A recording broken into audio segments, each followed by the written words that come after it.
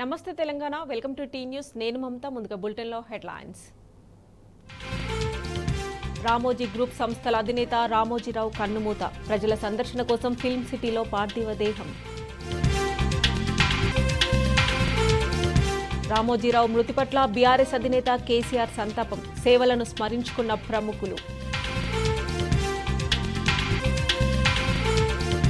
నేటి నుంచి ప్రభుత్వ టీచర్ల ప్రమోషన్లు ట్రాన్స్ఫర్ల ప్రక్రియ పదవి విరమణకు 3 ఏళ్ల గడువుంటే మినహాయింపు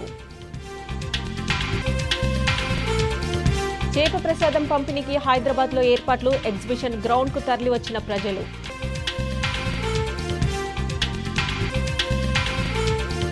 నీట్ యూజీ ఫలితాలపై అనుమానాలు ఒకే సెంటర్లో పరీక్ష రాసిన 6గురికి ట్యాప్ ర్యాంకులు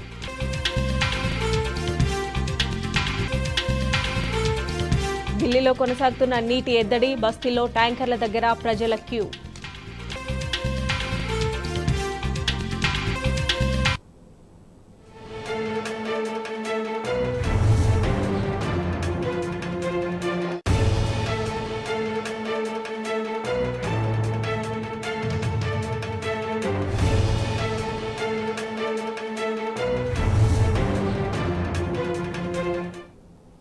ఈనాడు గ్రూప్ సంస్థల అధినేత రామోజీరావు కన్నుమూశారు.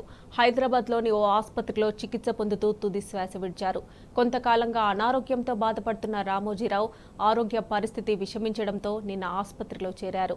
ఇవాళ ఉదయం తెల్లవారుజామున 4:50 తుది శ్వాస విడిచినట్లు వైద్యులు తెలిపారు. రామోజీరావు పార్థివ దేహాన్ని ఫిల్మ్ సిటీలోని నివాసానికి తరలించారు. అధికారిక లాంఛనాలతో రామోజీరావు అంత్యక్రియలు నిర్వహించాలని రాష్ట్ర ప్రభుత్వం నిర్ణయించింది.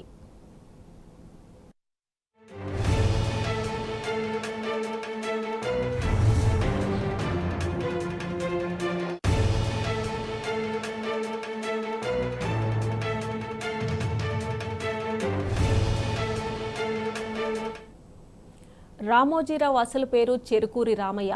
1936 నవంబర్ 16న కృష్ణా జిల్లా పెదపారుపూడిలో ఓ రైతు కుటుంబంలో జన్మించారు. తల్లి వెంకట సుబ్బయ్య, తండ్రి వెంకట సుబ్బారావు. తాత మరణించిన 13 రోజులకు రామోజీరావు జన్మించారు. దాంతో ఆయన జ్ఞాపకార్థం తల్లిదండ్రులు రామయ్య అని పేరు పెట్టారు. అయితే ప్రాథమిక పాఠశాలలో చేరే సమయంలో తన పేరును తానే రామోజీరావుగా మార్చుకున్నారు. గుడివాడలో బీఎస్సీ వరకు చదివిన ఆయన 1961 ఆగస్టు 19న పెన్మలూరుకు చెందిన రమాదేవిని వివాహం చేసుకున్నారు. రామోజీ దంపతులకు సుమన్, కిరణ్ అనే 2 సంతానం. రైతు బిడ్డగా జీవితాన్ని ప్రారంభించిన రామోజీరావు వ్యాపారవేత్తగా, ఆ మీడియా సంస్థల అధినేతగా రాణించారు. 1960లో దిల్లీలోని అడ్వర్టైజింగ్ కంపెనీలో పనిచేసిన ఆయన 1962లో హైదరాబాద్కు తిరిగొచ్చి మార్గదర్శి చిట్ ఫండ్స్ను స్థాపించారు. 1965లో కిరణ్ యాడ్స్ అనే అడ్వర్టైజ్మెంట్ ఏజెన్సీని ప్రారంభించారు. 1967, 1969 మధ్యకాలంలో ఖమ్మం ప్రాంతంలో వసుంధర ఫర్టిలైజర్స్ పేరిట ఎరువుల వ్యాపారం చేశారు. 1969లో అన్నదాత వ్యవసాయ పత్రికను మొదలుపెట్టారు. 1970లో ఇమేజెస్ అవుట్డోర్ అడ్వర్టైజ్మెంట్ ఏజెన్సీ ప్రారంభించారు. ఆ తర్వాత 1974 ఆగస్టు 10న విశాఖ వేదికగా ఈనాడు సంస్థలను ప్రారంభించారు. మార్గదర్శి చిట్ ఫండ్స్, ఈనాడు వార్తాపత్రిక, ETV, Priya Foods, Usha Kiran Movies, Ramoji Film City, Kalanjali షోరూంలను రామోజీరావు స్థాపించినవే. రామోజీరావు చేసిన సేవలకు గాను భారత ప్రభుత్వం 2016లో పద్మ విభూషణ్ పురస్కారంతో సత్కరించింది.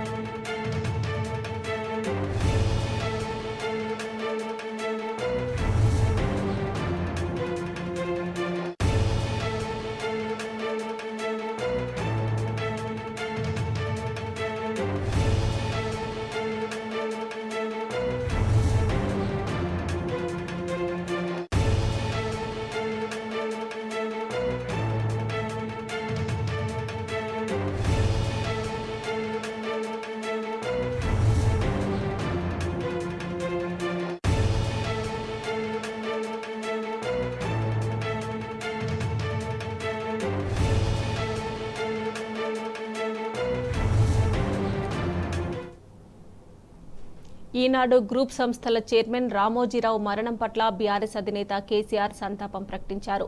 పలు రంగాల్లో వ్యాపారవేత్తగా, మీడియా సంస్థల వ్యవస్థాపకునిగా రామోజీరావు చేసిన సేవలను కేసీఆర్ స్మరించుకున్నారు. శోకతప్తులైన వారి కుటుంబ సభ్యులకు కేసీఆర్ తన ప్రగాఢ సానుభూతిని తెలిపారు.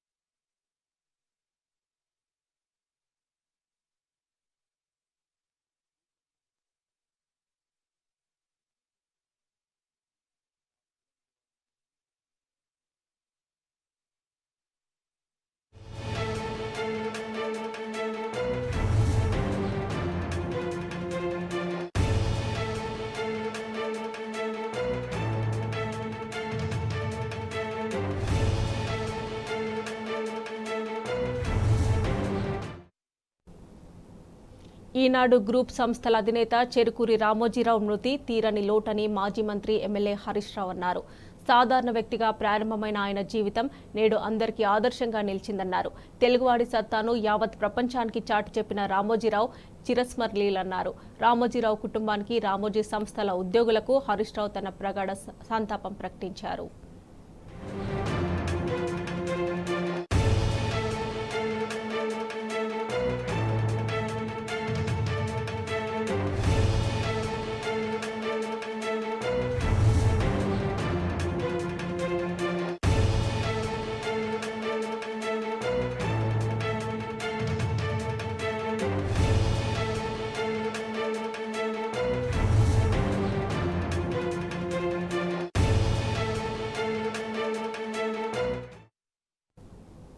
ఈనాడు అధినేత రామోజీరావు మరణం పట్ల మాజీ మంత్రులు వేముల ప్రశాంత్ రెడ్డి, జగదీష్ రెడ్డి, సింగిరెడ్డి నిరంజన్ రెడ్డి, మాజీ ఎంపీ వినోద్ కుమార్, మాజీ స్పీకర్ పోచారం శ్రీనివాస్ రెడ్డి దిగ్భ్రాంతి వ్యక్తం చేశారు.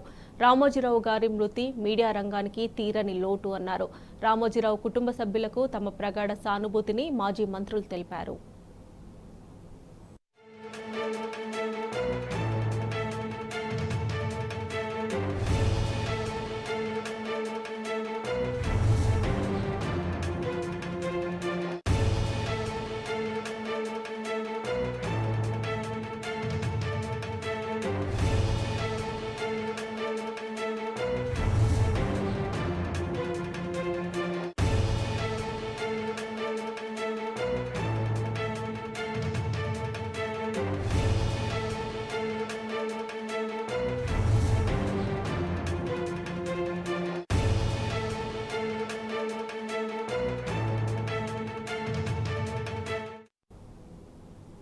రామోజీరావు మృతి పట్ల మెగాస్టార్ చిరంజీవి తీవ్ర సంతాపం వ్యక్తం చేశారు.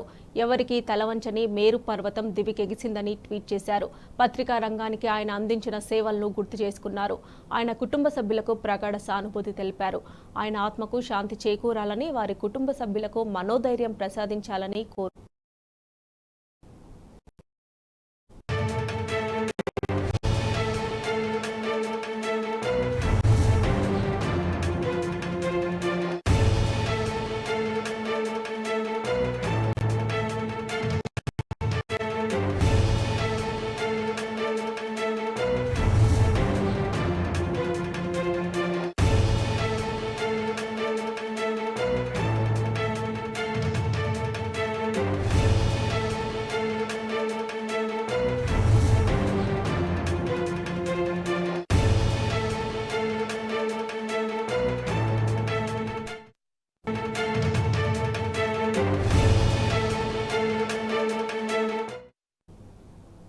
రామోజీరావు మృతి పట్ల మెగాస్టార్ చిరంజీవి తీవ్ర సంతాపం వ్యక్తం చేశారు.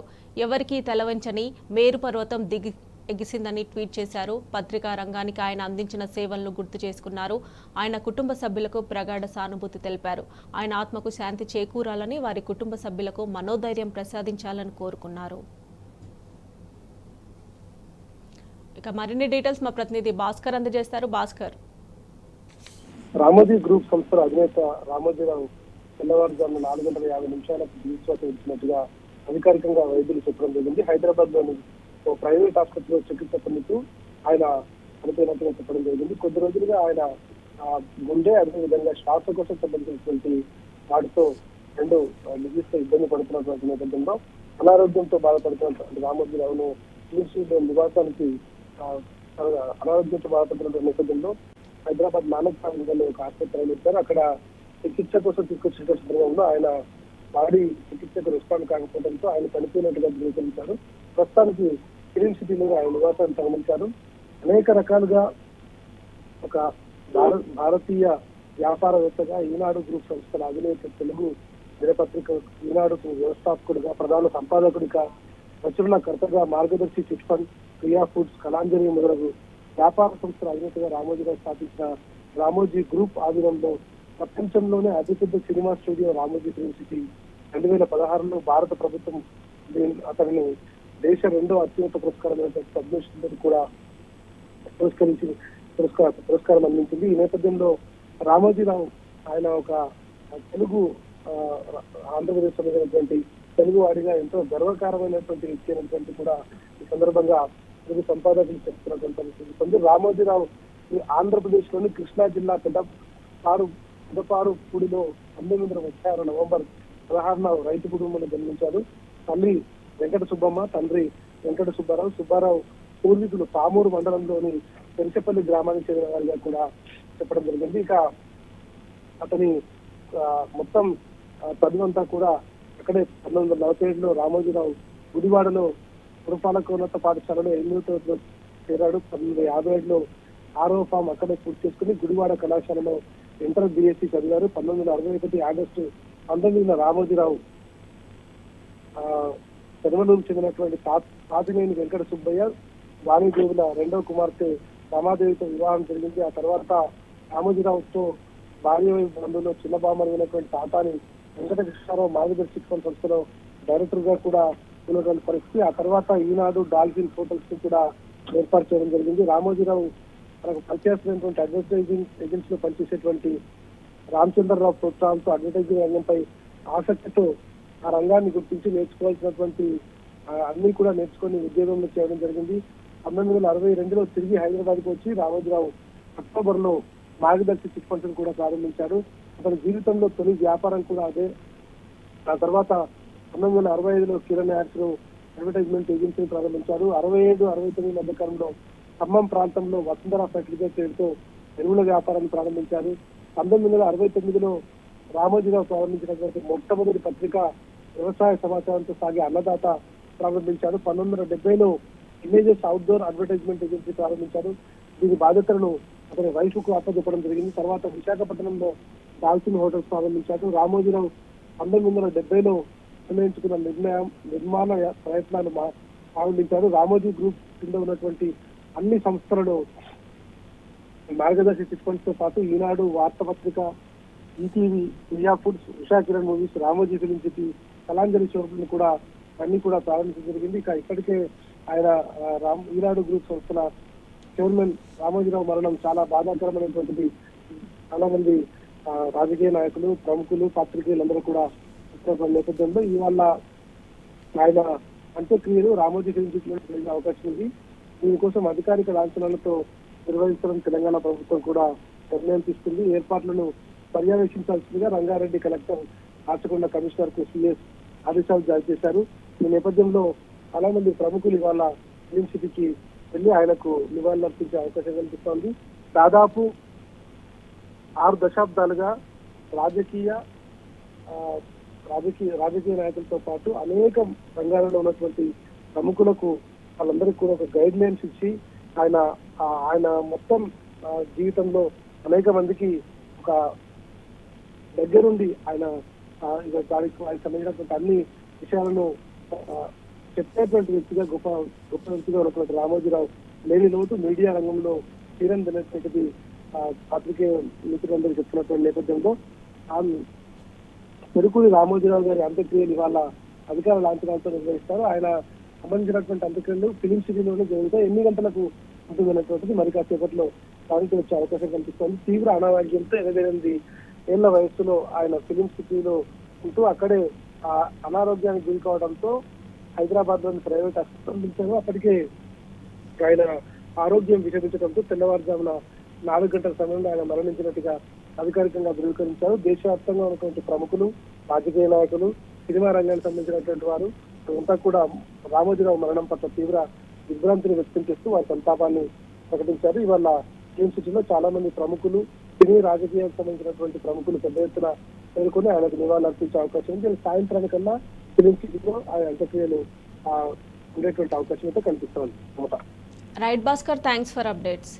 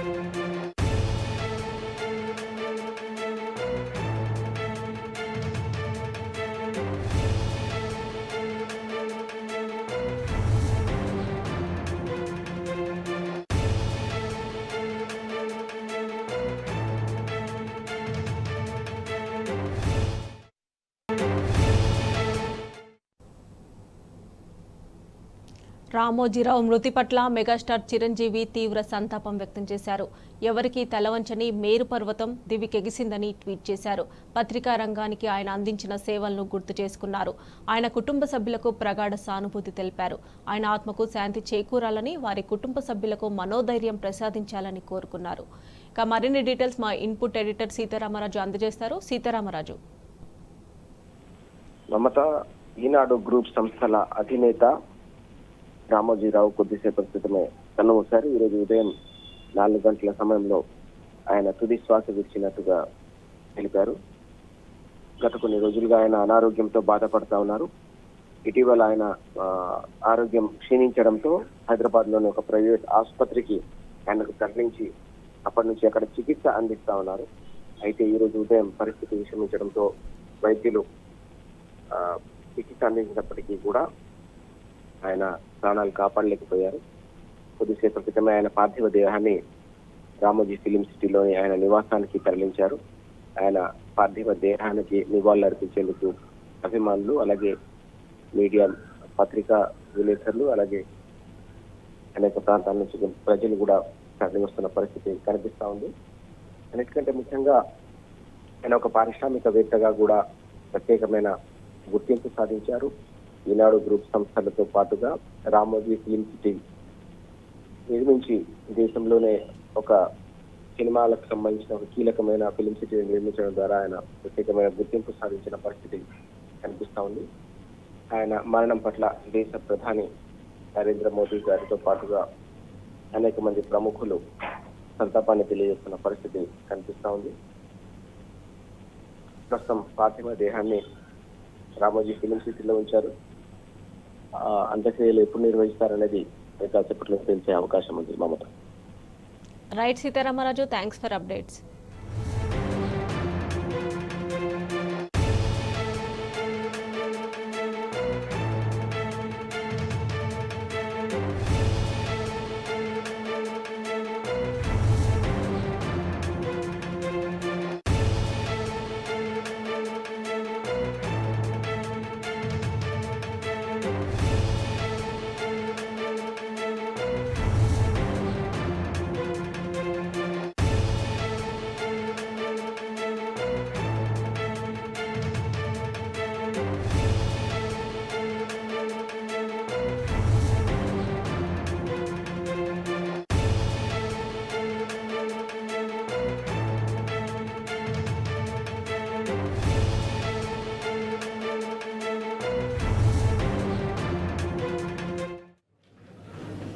ఈ కంపెనీలోనే నేను హీరోని అయ్యాను, ఉషాకర్ మూవీస్లోని. అలాగే జీవితంలో కూడా ఎన్నో విషయాల్ని వారు ఒక బిడ్డలాగా వారి దగ్గర కూర్చోబెట్టుకుని నాకు ఎన్నో విషయాలు నేర్పారు. వారు రిపీటెడ్గా అనేక సార్లు చెప్పిన ఒకే మాట, ప్రసాద్, నీకు గుర్తింపు లేని చోట నువ్వు వెళ్ళకు, నిన్ను ప్రేమించిన చోటకే నువ్వు వెళ్ళు అని ఎక్కువసార్లు చెప్పేవారు. అయ్యా అలాగండి, తప్పకుండా. ఈ రోజున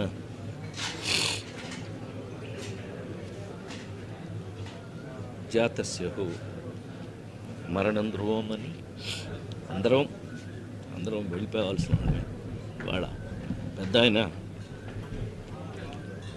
ప్రేమగా పెద్ద ఆయన అని పిలుచుకునే శ్రీ రామోజీరావు గారు దైవ సన్నిధిలోకి వెళ్ళిన సందర్భంగా వారు నిజంగానే ఒక మాటని మాత్రం మనం గుర్తు చేసుకోవాలి.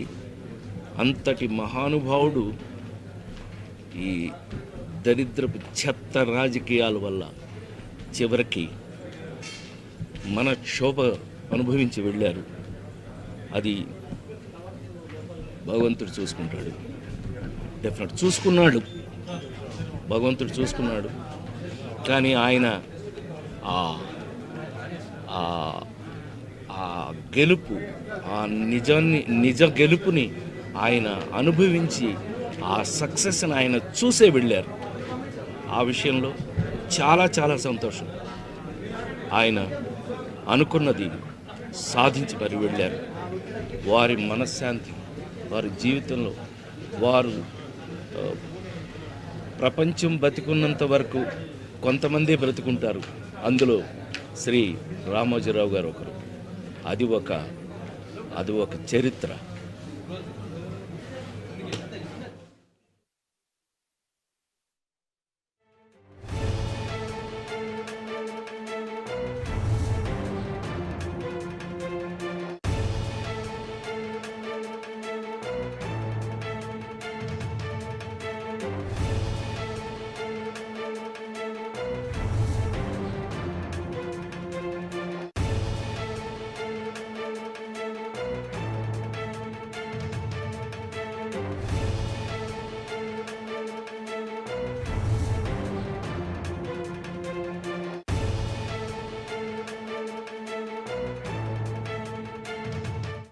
మృగశిర కార్తె అనగానే టక్కున గుర్తొచ్చేవి చేపలు.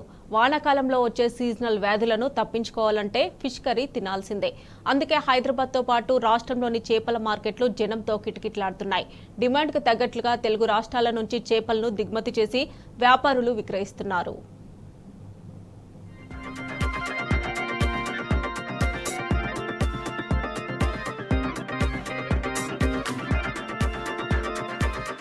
మృగశిర కార్తె మొదటి రోజు చేపలు తినే ఆచారం మనకు అనాదిగా వస్తుంది. సాధారణంగా ఈ కార్తెలో వచ్చే వాతావరణ మార్పులతో శరీర ఉష్ణోగ్రతలు తగ్గిపోయి వివిధ రకాల రోగాలు సంక్రమించే అవకాశం ఉంది. సీజనల్ వ్యాధులను తప్పించుకోవాలంటే చేపలు తినాల్సిందేనని పెద్దలు చెబుతున్న మాట. దీంతో మృగశిర కార్తె రోజున ఏ ఇంట చూసినా ఎక్కువగా చేపల పులుసు దర్శనమిస్తుంది. లేదంటే చేపలతో కూడిన వెరైటీ వంటకాలు గుమగుమలాడుతాయి. అటు ప్రజల డిమాండ్కు అనుగుణంగా రాష్ట్రంలో వివిధ జిల్లాలతో పాటు ఆంధ్రప్రదేశ్లోని పలు ప్రాంతాల నుంచి వ్యాపారులు చేపలను దిగుమతి చేశారు.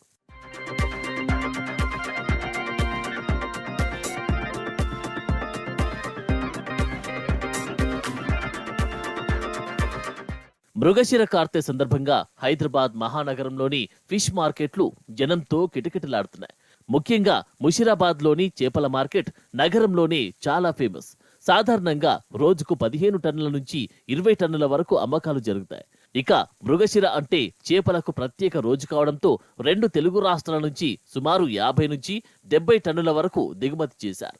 కేజీ కొరమీను చేపలకు 400 నుంచి 500, ఇతర రకాల చేపలను 100 నుంచి 250 రూపాయల వరకు అమ్ముతున్నారు. మృగశిర సందర్భంగా వీటి ధరలు మరింత పెరిగే అవకాశాలు ఉన్నాయని ముషిరాబాద్ చేపల వ్యాపారులు చెబుతున్నారు.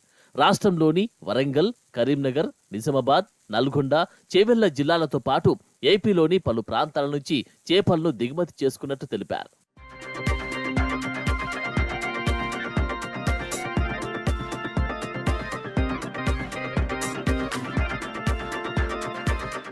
మృగశిర కార్తె రోజు తప్పకుండా చేపలు తినాలని పెద్దలు చెప్తారు. ఎందుకంటే రోహిణి కార్తెలో రోళ్లు పగిలే ఎండల తర్వాత వచ్చి మృగశిర కార్తెకు ఎంతో ప్రాధాన్యముంది. నైరుతి రుతుపవనాల ప్రవేశంతో ఈ కార్తెలో వాతావరణం ఒక్కసారిగా చల్లబడుతుంది. అటు మనిషి శరీరంలోనూ ఉష్ణోగ్రతలు పడిపోయి శ్వాసకు సంబంధించినవి ఇతర వ్యాధులు వచ్చే అవకాశం ఉంటుంది. దీంతో ఈ సీజన్లో ఎలాంటి జబ్బులు రాకుండా మృగశిర కార్తె మొదటి రోజు చేపలు తినడాన్ని మన పూర్వీకులు ఆచారంగా పాటిస్తున్నారు. ఇంగువ, చింత చిగురుతో పాటు ఇతర వెరైటీలతో చేపలను వండుకొని తింటున్నారు. చేపలు తినడం వల్ల ముఖ్యంగా గుండె జబ్బులు, ఆస్తమా రోగులకు మంచిదని జనం చెబుతున్నారు. చేపల నాణ్యతను బట్టి మార్కెట్లో ధరలు ఉన్నాయని కొనుగోలుదారులు చెబుతున్నారు. అయితే గతంతో పోలిస్తే ఈసారి చేపలకు గిరాకీ భారీగా తగ్గిందని వ్యాపారులు వాపోతున్నారు. ధరలు తక్కువగా ఉన్నప్పటికీ గిరాకీ రావడం లేదంటున్నారు. చాలా మంది ఆన్లైన్లో ఆర్డర్ ఇస్తున్నారని మార్కెట్లకు రావడం లేదని చెబుతున్నారు.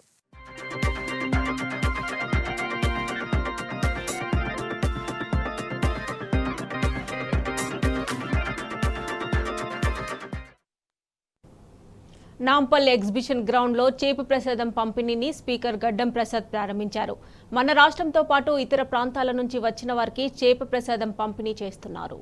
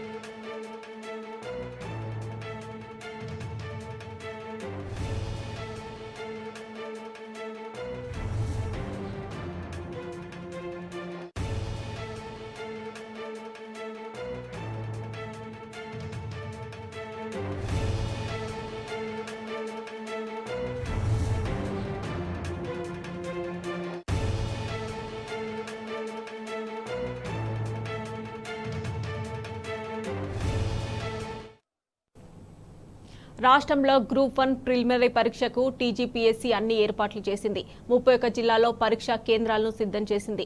రేపు జరిగే ఈ పరీక్షకు 4 లక్షలకు పైగా ఉద్యోగార్థులు హాజరవ్వనున్నట్లు అధికారులు తెలిపారు. ఓఎంఆర్ పద్ధతిలో పరీక్షను నిర్వహించనున్నారు. ఈ విషయాన్ని అభ్యర్థులకు తెలియజేస్తూ టీజీపీఎస్సీ వెబ్ నోట్ జారీ చేసింది.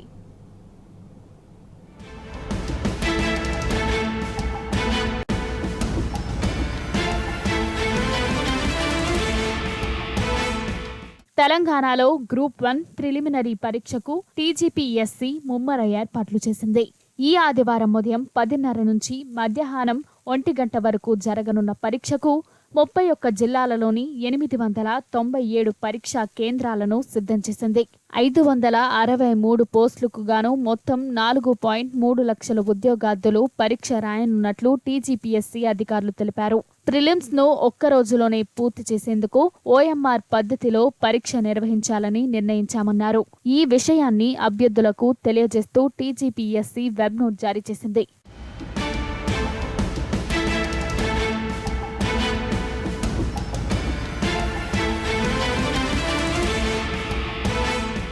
పరీక్షలను సజావుగా నిర్వహించేందుకు జిల్లా అదనపు కలెక్టర్తో పాటు ఒక పోలీస్ ఉన్నతాధికారిని నోడల్ ఆఫీసర్గా నియమించారు. ప్రతి 20 కేంద్రాలకు ఒక రీజనల్ కోఆర్డినేటర్ను అపాయింట్ చేశారు. బయోమెట్రిక్ ఇన్విజిలేటర్లకు పకడ్బందీ శిక్షణ ఇచ్చారు. ఏదైనా సమస్య తలెత్తినా ఇబ్బంది లేకుండా తగిన సంఖ్యలో బయోమెట్రిక్ పరికరాలను అందుబాటులో ఉంచామని అధికారులు తెలిపారు.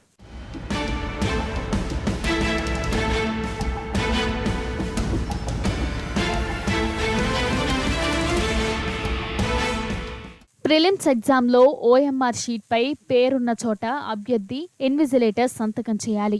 జవాబులు గుర్తించేందుకు బ్లూ లేదా బ్లాక్ పెన్నును మాత్రమే ఉపయోగించాలి. ప్రశ్నపత్రంలో ఇంగ్లీష్ పదాలు, వాక్యాల అర్థం తెలుగులో సరిగా అనువాదం కాకుంటే ఇంగ్లీష్ వర్షన్ కాపీని పరిగణలోకి తీసుకుంటారు. సమాధానాలు గుర్తించేందుకు పొరపాట్లు జరగకుండా ప్రాక్టీస్ చేసేందుకు నమూనా ఓఎంఆర్ పత్రాన్ని కమిషన్ ఇప్పటికే వెబ్సైట్లో అందుబాటులో ఉంచింది. ఓఎంఆర్ లో అభ్యర్థి వివరాలు సరిగ్గా బబుల్ చేయకుంటే ఆ జవాబు పత్రాన్ని తిరస్కరిస్తామని కమిషన్ తెలిపింది. పరీక్ష పూర్తయిన తర్వాత జవాబు పత్రాలను స్కానింగ్ చేసి అభ్యర్థుల డిజిటల్ కాపీలు వెబ్సైట్లో పొందుపరచనున్నారు టీజీపీఎస్సీ అధికారులు.